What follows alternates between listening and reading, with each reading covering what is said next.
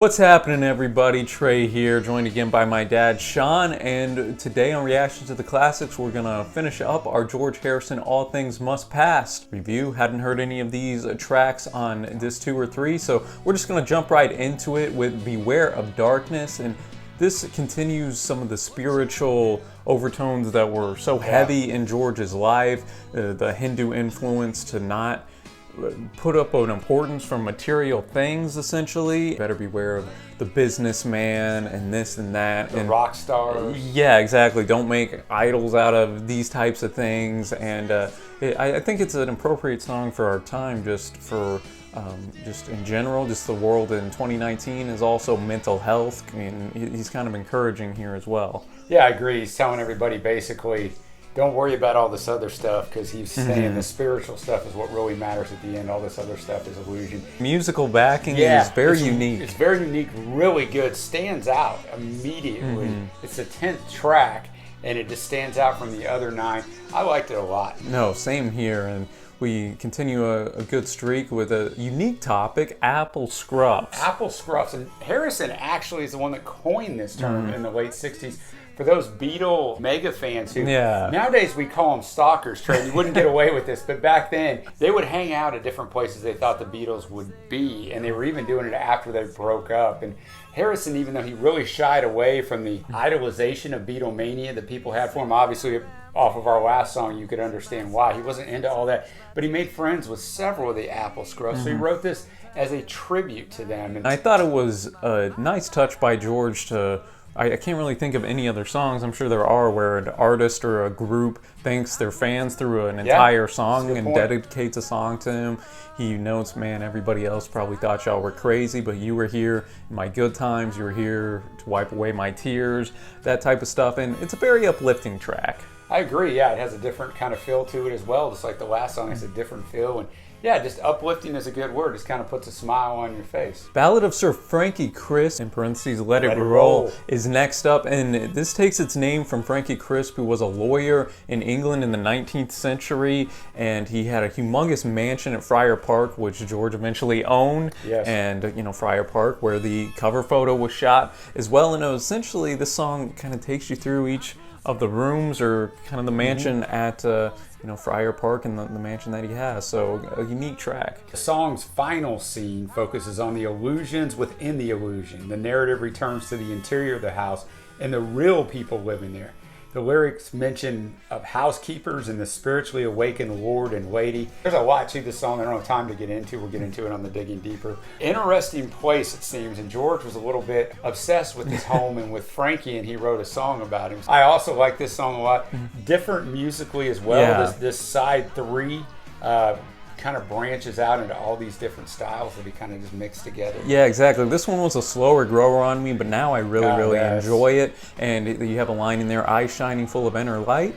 Beatles illusion? I don't know, but I don't know. He has a couple little illusions in here that are neat. And then we go to the next track. Waiting on You All, among the more religiously overt songs on here. We got to remember George, not to mention his Hinduism and his devoutness there, but he had also just got done producing Doris, Troy, and Billy Preston on the Apple Corps label, and their kind of gospel-tinged albums. And the crux of this thing is the lyrics support a direct relationship with God over adherence to the tenets of organized religion. He sings of chanting God's name as a means to cleanse and liberate oneself from the impurities of the material world, which is something that he would do in the Hare Krishna realm of Hinduism. But a lot of good points on not worrying about all the bells and whistles of organized religion. It's about your relationship with God. No, I thought that was a unique touch there. I enjoyed the fact that he spoke on that subject. He get a little bit of controversy where the ending outro, he takes some shots at the Pope and the Catholic Church and their perceived materialism there, and EMI wouldn't even print out the lyrics to that. They're still not on the lyrics to this day. It omits that part. And George grew up a Catholic, and I think that's why he had a little extra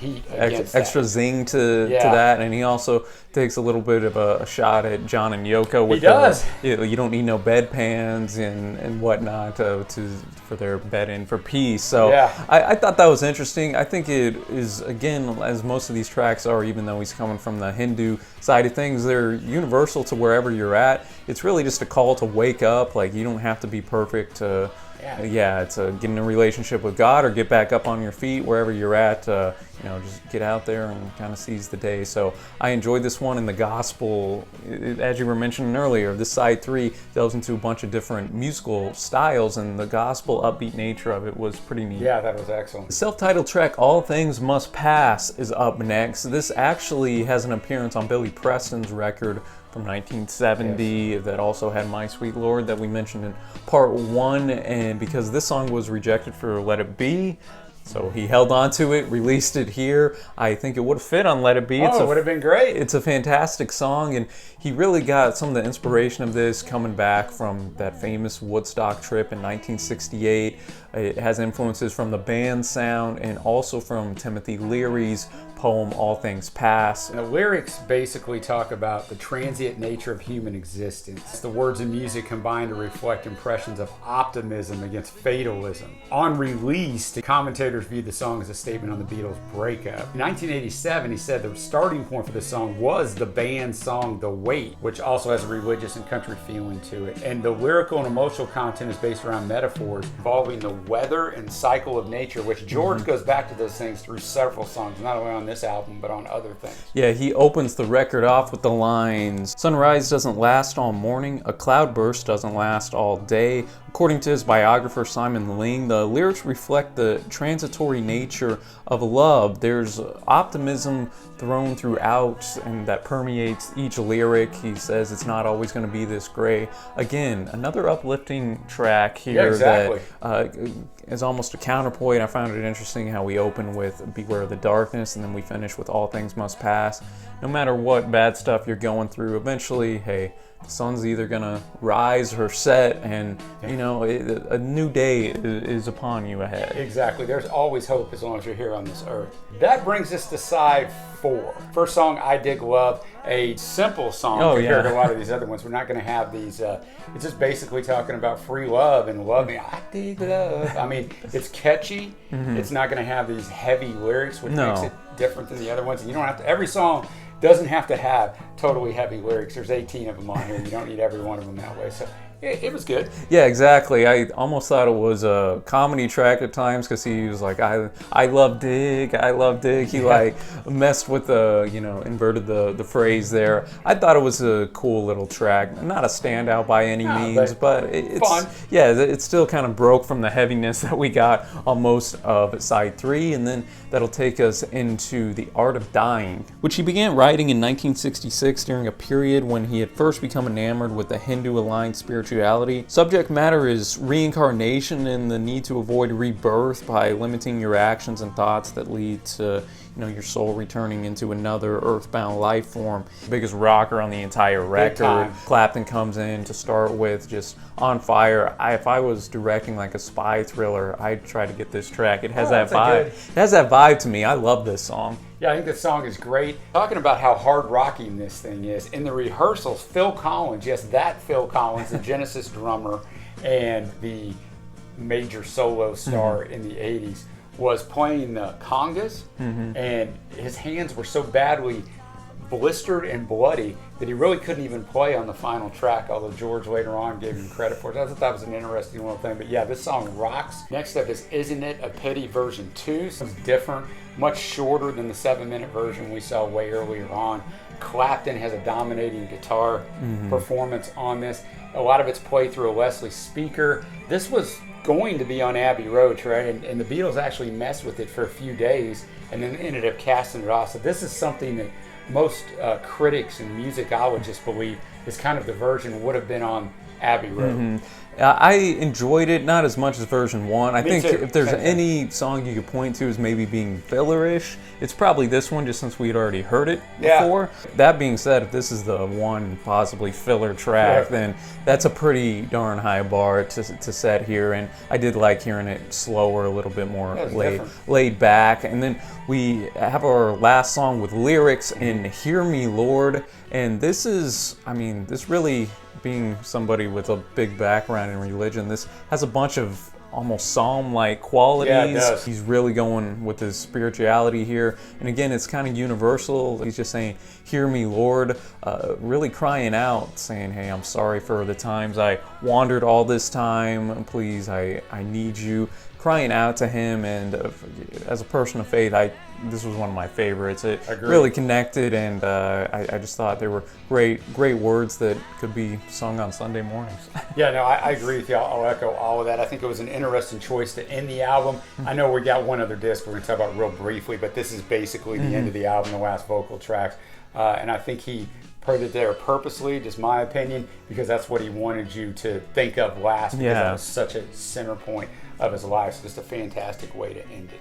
And then we're going to go just real briefly over the third disc, the Apple Jams. Yeah. And it pretty much is, I know it's part of the record. I view it more so almost as just like a bonus disc. And it's all instrumentally based except for one track. And we start with Out of the Blue, as the name suggests, very bluesy-like guitars, great saxophone in here. It goes on for about eight minutes. Not going to extend this video out any longer, but very, very solid. And then we go to It's Johnny's Birthday. Yeah, he wrote it actually for John Lennon. It's a song, it's something, just a fun little thing that we get to be flies on the wall with. The song he took it from, those people ended up claiming copyright on it, so they got shared copyright on it. That was about the only thing that this song is famous for. He brought John in the studio and sang it for him. Plug Me In ends the first side of this third disc. Some more fantastic guitar playing, not as long as our first jam, and our next song, I Remember Jeep.